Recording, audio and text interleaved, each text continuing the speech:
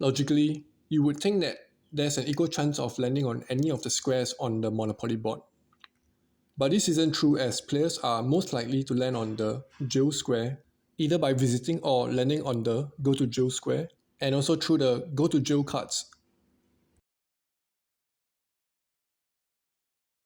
So now that we've established that the jail is one of the most visited squares on the board, this can explain why the orange properties are also some of the most visited squares on the board. This is because when you're using two dice to play the game, the chances of rolling a 7 is the highest, followed by rolling a 6 or an 8.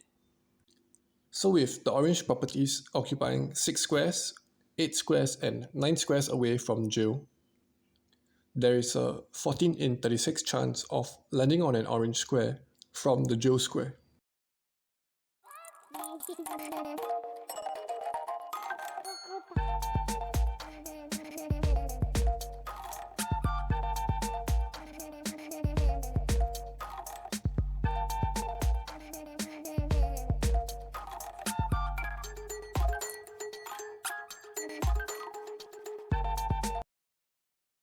If you notice, the rent increment from 2 houses to 3 houses is always the largest, no matter the color of the property.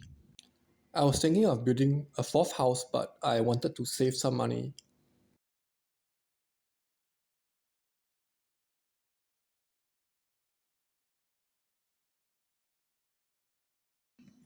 Another reason to buy as many houses as possible is to create an early housing shortage.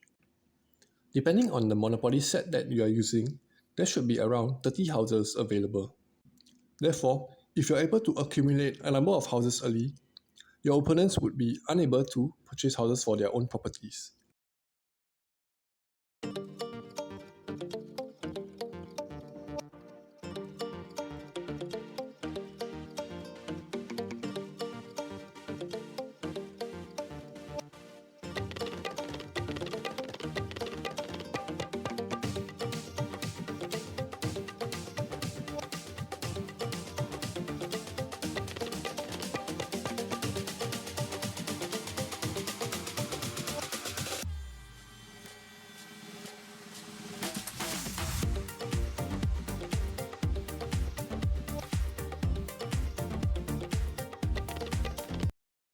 I had to keep looking at how much money my opponents have as compared to how much money I have. The game would end when either two opponents would go bankrupt or after 90 minutes, and only the player with the highest amount of cash would advance to the next round.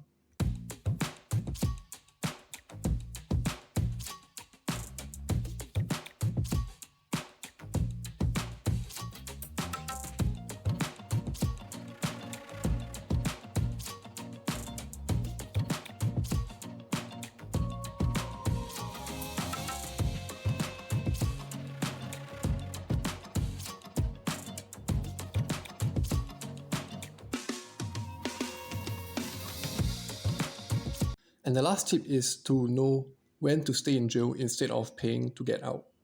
If you decide not to pay, you can try and roll for doubles, but if you fail, then you would have to remain in jail. I think remaining in jail has its benefits, as although you are unable to collect rent, you are also not in danger of having to pay rent to your opponents. This could be very useful in the late stages of a tournament if there isn't much time left and you are first in place